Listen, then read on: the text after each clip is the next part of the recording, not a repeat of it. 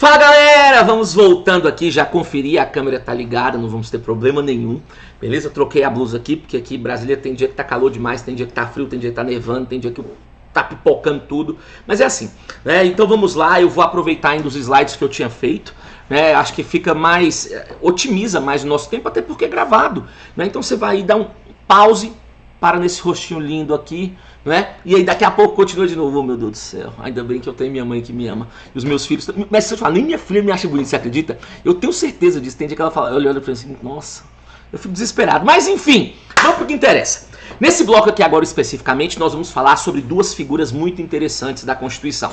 Vamos falar sobre os territórios e sobre o Distrito Federal. Beleza? Eu vou ficar nesse bloco só nesses dois pontos, porque são pontos bem complexos mesmo. Primeiro, a nossa Constituição, quando ela fala sobre território, ela trata ele de forma muito superficial, né? E assim, tem várias perguntas que vocês podem me fazer que às vezes eu posso não ter resposta. Agora, eu posso não ter resposta não pelo fato que eu não pesquisei, de que eu não fui atrás, mas pelo fato que não tem resposta.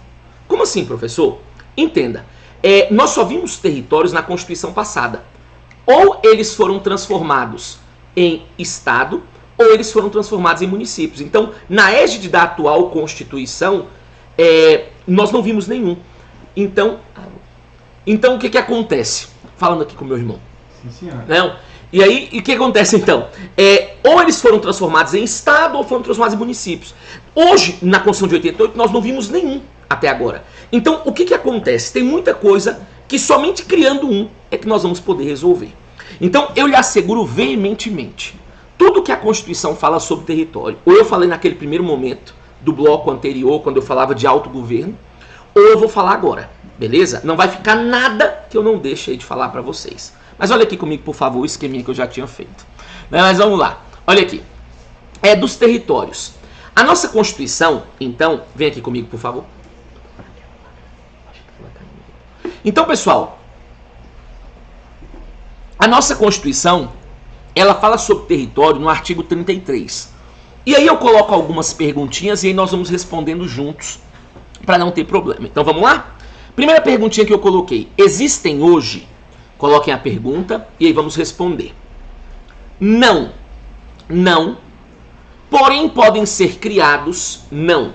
Porém podem ser criados com base no artigo 18, parágrafo 2º da Constituição. Não, porém podem ser criados com base no artigo 18, parágrafo 2º da Constituição. Beleza? Então, na Constituição de 88 nós não vimos nenhum, como eu já mencionei anteriormente. Entretanto, o artigo 18, parágrafo 2º, fala que por lei complementar eles podem ser criados.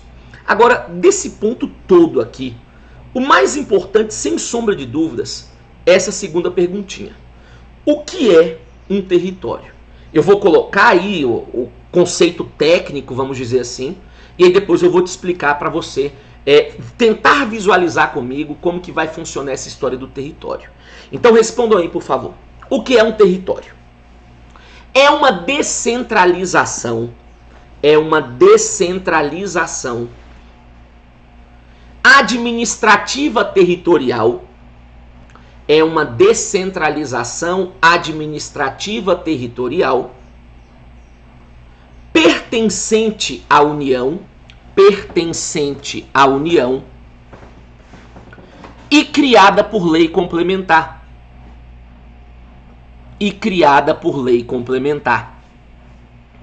Entre parênteses, não possui autonomia.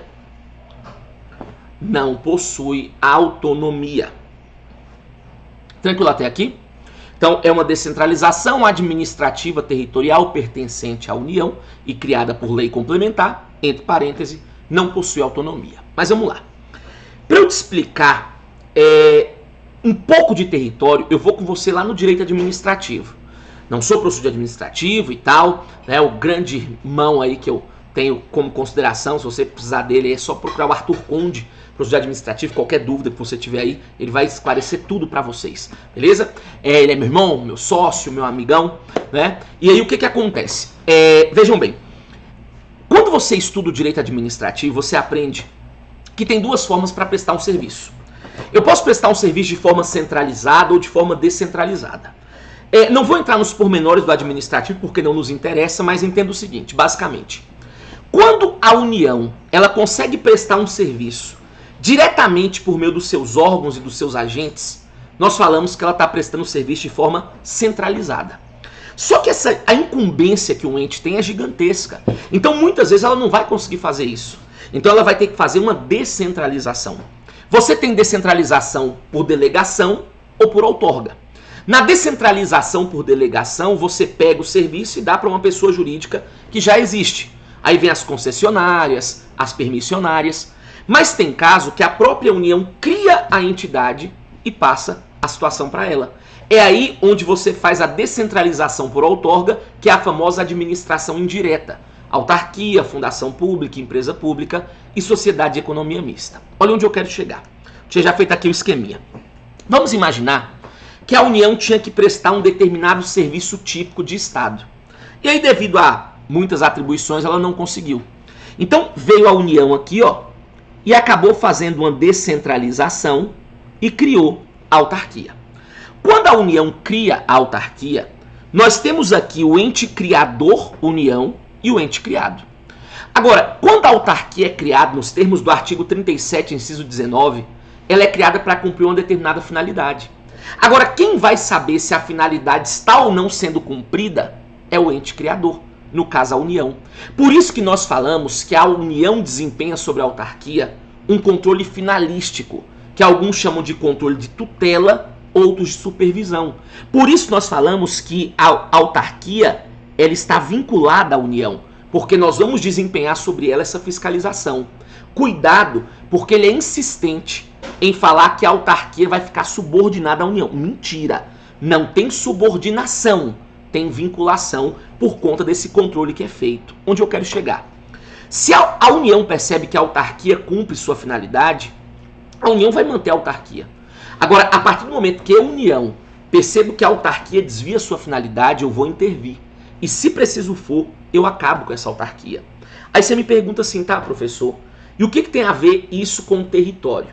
Todas as vezes que o Supremo já falou de território até hoje, ele chamou o território de autarquia territorial. Porque o território ele também é fruto de uma descentralização. E aqui você vai conseguir entender a lógica inteira. Por que se criarmos um território, ele não vai ser ente federativo? Porque ele vai pertencer à União. Agora, assim como a autarquia, ele não vai estar subordinado à União, ele vai estar vinculado à União. Ou seja, a União vai desempenhar sobre o território um controle para saber se a finalidade pela qual ele foi criado está ou não sendo cumprida. Então, por favor, pessoal, cuidado. Território não é ente federativo, beleza? Porque ele pertence à União. Se ele não é ente federativo, consequentemente, ele não possui autonomia. E aí, cuidado. Se eu chego na sua prova e falo assim, gente, o território não possui autonomia, certo? Agora, existe uma palavrinha aqui na frente. Sempre que eu falar só autonomia, você tem que lembrar que eu estou falando aqui de autonomia política. Ele não precisa discriminar. Você tem que lembrar que isso aqui é uma autonomia política. Então, olha, o território não possui autonomia, certo? Porque eu vou presumir que é autonomia política. Agora, devido ao fato do território não possuir nenhum tipo de autonomia, tá errado. Território é pacífico porque ele tem autonomia administrativa pela doutrina. Beleza? Então nós temos aí um conceito fera do que vem a ser um território, se porventura ele for criado. Terceira perguntinha que eu fiz. Coloquem aí. Contas do governo. Aí respondam assim. São julgadas pelo Congresso Nacional. São julgadas pelo Congresso Nacional após um parecer prévio do TCU. São julgadas pelo Congresso Nacional após um parecer prévio do TCU. E a última perguntinha que eu coloquei foi essa. Pode ser dividido em municípios? Né? E aí a resposta é positiva, sim. Nós vamos aprender agora que quem não pode ser dividido em municípios é o DF. Né? A Constituição veda a divisão do DF em municípios. Agora aqui tem um detalhe fera. Eu falei então que o território pode ser dividido em municípios, certo? O território pertence a quem? a União. Então, se eu divido o território em município, surgem ali os tais municípios federais. Você vai ver que a Constituição, de vez em quando, ela fala de município federal. E às vezes o cara fica perdido. Que diabo de município federal é esse? É caso seja criado um território, uma vez ele sendo dividido em municípios, você tem ali municípios federais, pois o território vai pertencer à dona União. Beleza?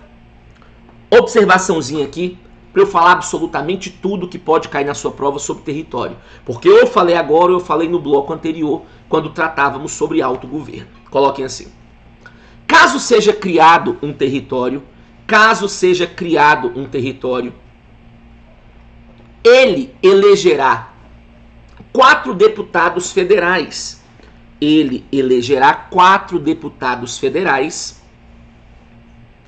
Porém, não tem direito a senador.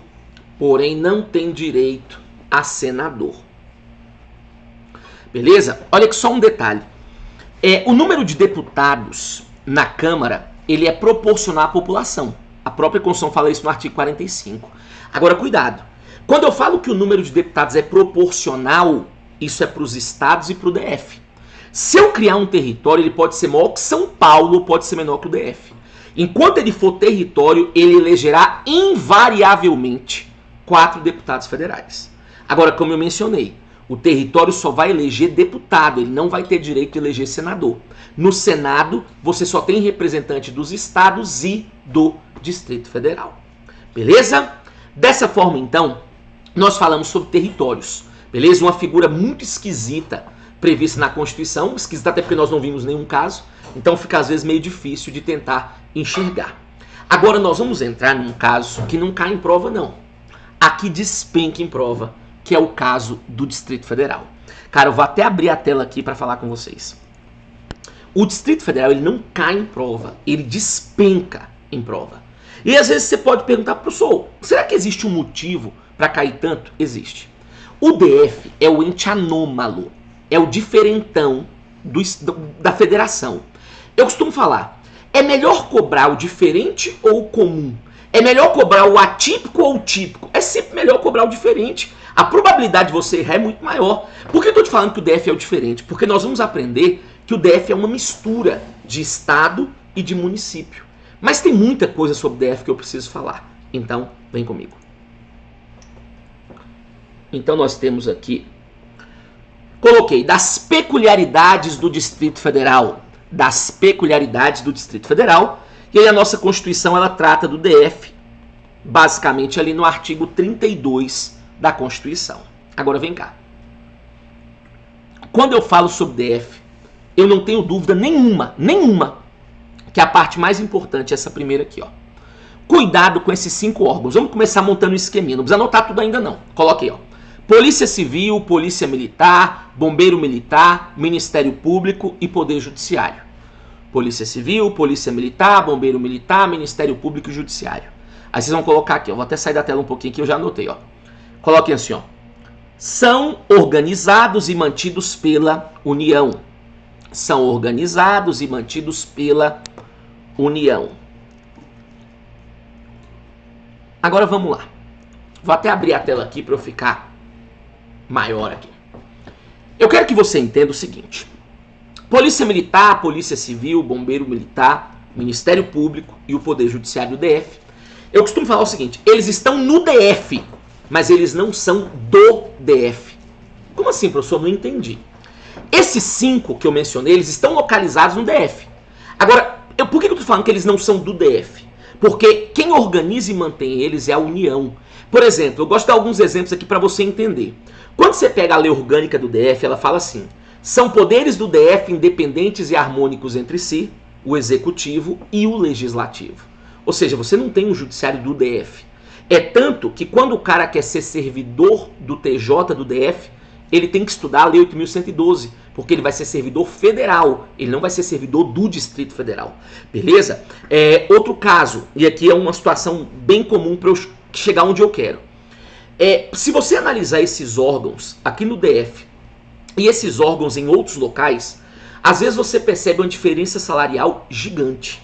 Por exemplo, um policial militar no DF, ele entra com um salário bem acima de muito estado. E acho isso muito positivo, muito digno. Eu costumo falar o seguinte, aqui no DF, o cara tem, ele tem, assim, vamos dizer, ele é honrado por ser PM. O cara tem o maior prazer de falar que é polícia, de sair fardado e tal, entrar no seu carro. Agora vem cá, será que em São Paulo é desse jeito? No Rio de Janeiro, os caras escondem a farda, escondem a arma, eles têm vergonha de falar que é polícia. Sabe por quê? Porque o salário é baixo demais, os caras vão morar na favela. Então, como é que os caras vão conseguir, não é, fazer alguma coisa com um salário tão safado igual eles têm? Então, essa diferença é gritante em alguns locais. Claro, com o tempo, questão de inflação e tudo, algumas coisas aqui ficaram defasadas. Mas ainda hoje, se você for analisar, né, eles ganham muito além de muitos outros locais por aí.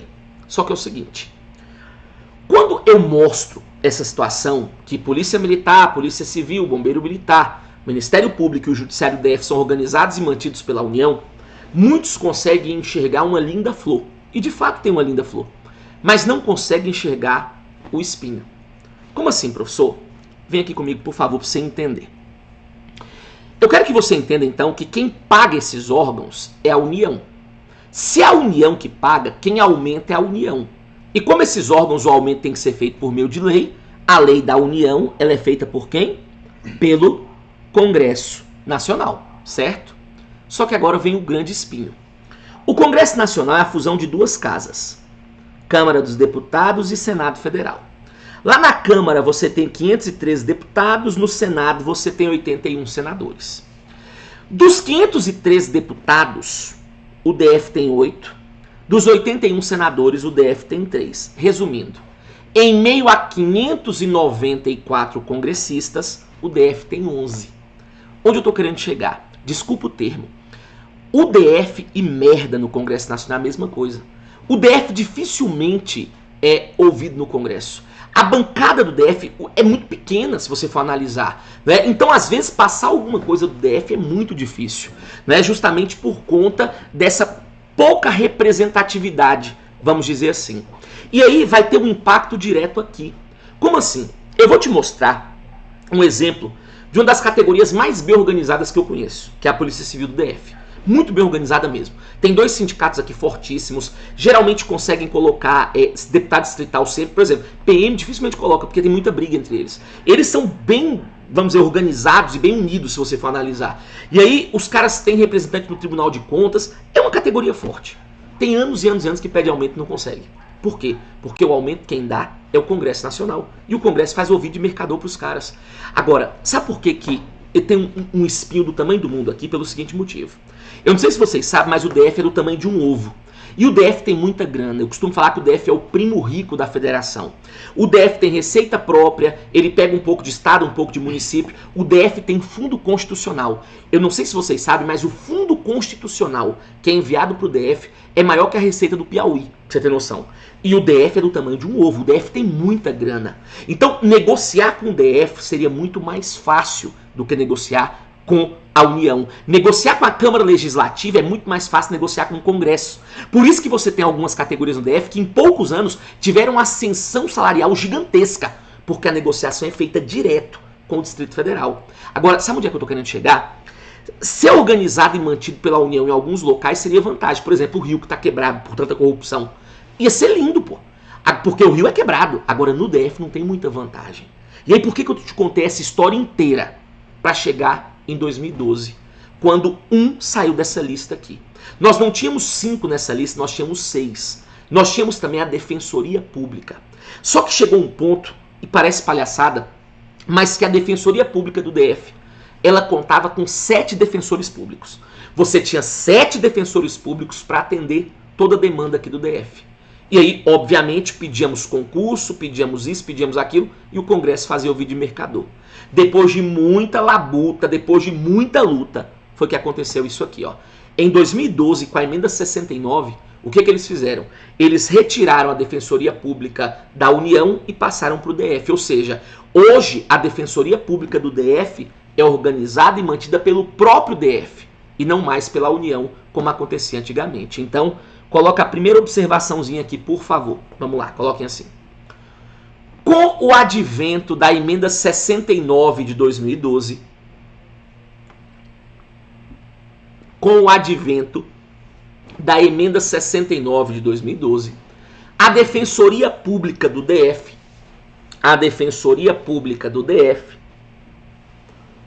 passou a ser organizada e mantida,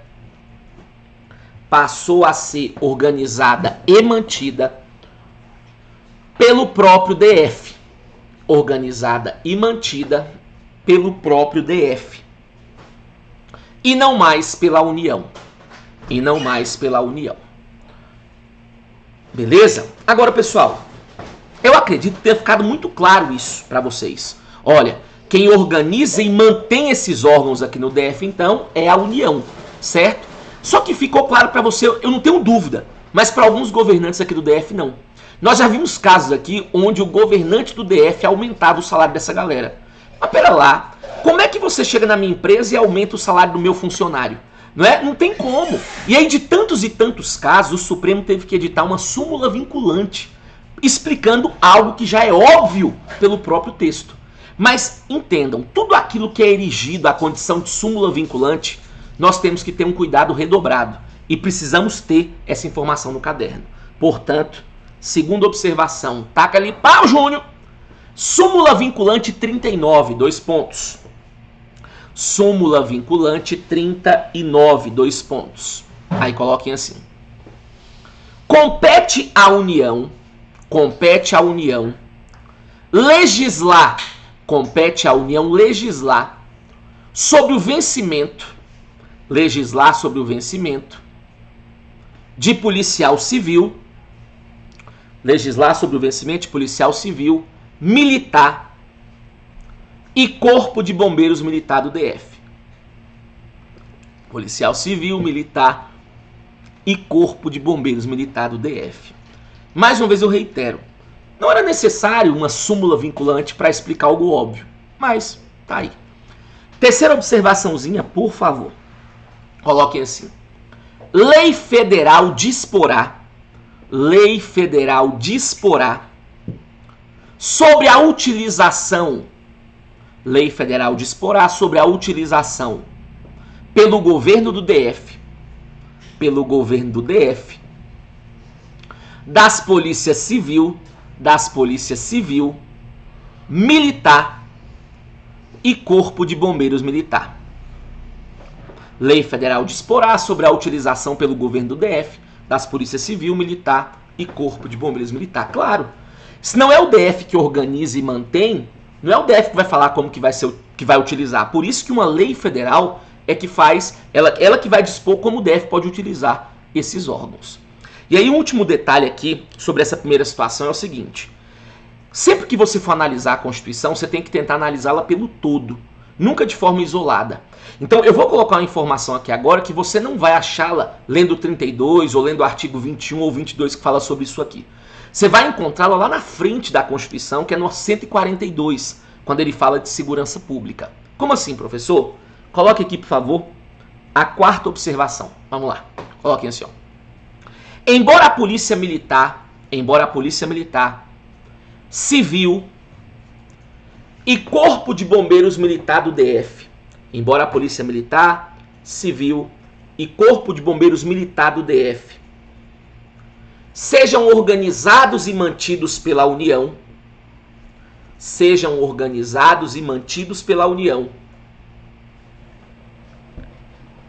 eles estão subordinados ao governador do DF.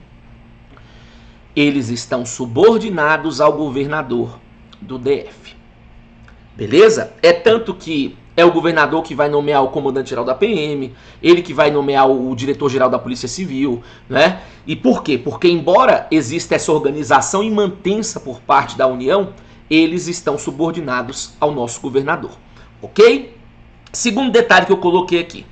O DF não pode ser dividido em municípios, né? Segundo o próprio Supremo Tribunal Federal, é inconstitucional toda tentativa de municipalizar o Distrito Federal. Beleza? E aí eu quero que você entenda o seguinte, aqui no DF, pessoal, nós somos divididos em RAs, nós somos divididos em regiões administrativas, né? Região administrativa do Plano Piloto, de Taguatinga, da Ceilândia, da Vicente Pires, do Gama. Agora, não tem nada a ver RA e município, Município é ente federativo, município tem autonomia, RA não. Beleza? Agora, o que acontece? Deixa eu te explicar um detalhe importante. Eu não quero que você confunda de jeito nenhum isso aqui, ó. DF e Brasília. Beleza? Cuidado, porque o examinador, ele tenta muitas e muitas vezes fazer você confundir isso aqui. Eu costumo falar que Brasília tem todo um glamour constitucional. Porque o artigo 18, parágrafo 1º, fala que Brasília é a capital federal, Brasília é a sede do governo federal, é a sede do governo do DF. Então Brasília tem toda essa imponência constitucional. Agora cuidado, porque com muita frequência ele tenta afirmar em prova que Brasília tem autonomia. Não. A autonomia é uma característica do ente. E o ente é o DF e não Brasília. Então cuidado. Portanto, observação. Bora, coloquem assim essa observaçãozinha aí. Embora Brasília seja a capital federal,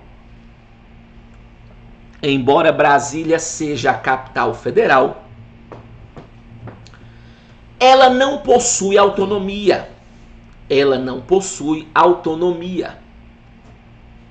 Sendo uma característica própria do ente federativo. No caso, o DF, sendo uma característica própria do ente federativo, no caso, o DF. E o último detalhezinho que eu coloco aqui é que eu falo que o DF tem competência cumulativa. E vocês vão escutar muito isso por aí, vocês vão ver muitos por aí. O que significa dizer que o DF tem competência cumulativa? Significa dizer que ele tem competência tanto de estado quanto de município. Beleza? Então, o fato do DF ter competência tanto de estado quanto de município, ele goza então dessa competência cumulativa. Observaçãozinha aqui embaixo. A primeira. Vamos lá. Estamos quase terminando aqui essa história de DF. Eu sei que é muita informação, é muita coisa, mas podem acreditar, não coloco nada para encher linguiça. Todas essas informações que eu coloco aqui é porque de fato são importantes e podem estar lá na sua prova. Então coloquem assim. O DF é um ente anômalo. O DF é um ente anômalo, pois teve criação híbrida.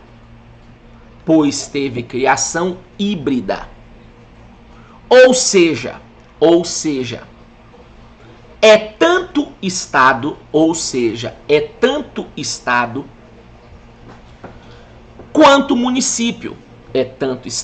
quanto município. Sendo a sua autonomia tutelada parcialmente pela União.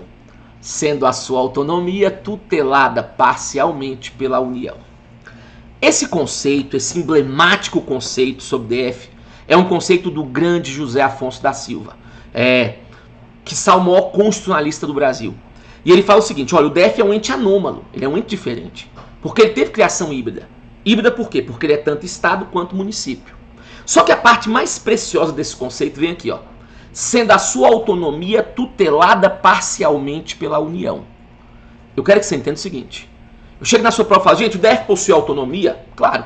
Agora, cuidado se eu afirmar. Pessoal, o DF goza de uma autonomia plena. Errado. Errado por quê? Porque uma parte da autonomia do DF, quem toma conta é a União, por exemplo. Um estado pode organizar e manter a sua PM. O DF não pode, porque quem faz isso é a União. Então, a autonomia do DF é tutelada parcialmente pela União. Segunda observaçãozinha aqui. Coloquem assim, por favor. É organizado por uma lei orgânica.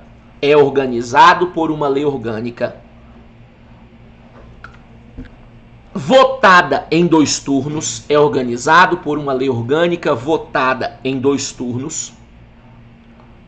Com um quórum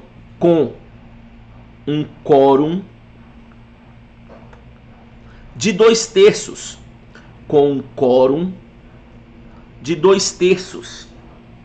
Devendo ser observado pelo menos 10 dias entre as votações. Então vejam, aqui no DF nós temos uma Constituição que é chamada de Lei Orgânica. A Lei Orgânica do DF, pessoal, ela tem que ser votada em 2 turnos. Entre o primeiro e o segundo turno, ela tem que observar um interstício mínimo de 10 dias. E o quórum de aprovação é de 2/3, né? 2/3 dos 24 deputados distritais. Agora, olha que interessante. Vou até chamar aqui a tela inteira. A lei orgânica do DF ela é tão importante para a Constituição que o tratamento dela foi feito pela Constituição. Por exemplo, o DF hoje não pode alterar o trâmite de alteração da lei orgânica, porque a própria Constituição foi que fez isso. Né? Então, assim, para você alterar o trâmite de alteração da lei orgânica, só se fizerem uma emenda na Constituição. Beleza? Último detalhe. Cuidado, porque a emenda 104 de 2020, ela coloca, além daqueles 5, mais um órgão para ser organizado e mantido pela União, que é a Polícia Penal. Beleza? Mas eu não quis colocar ele ali porque ele ainda não está tão em evidência.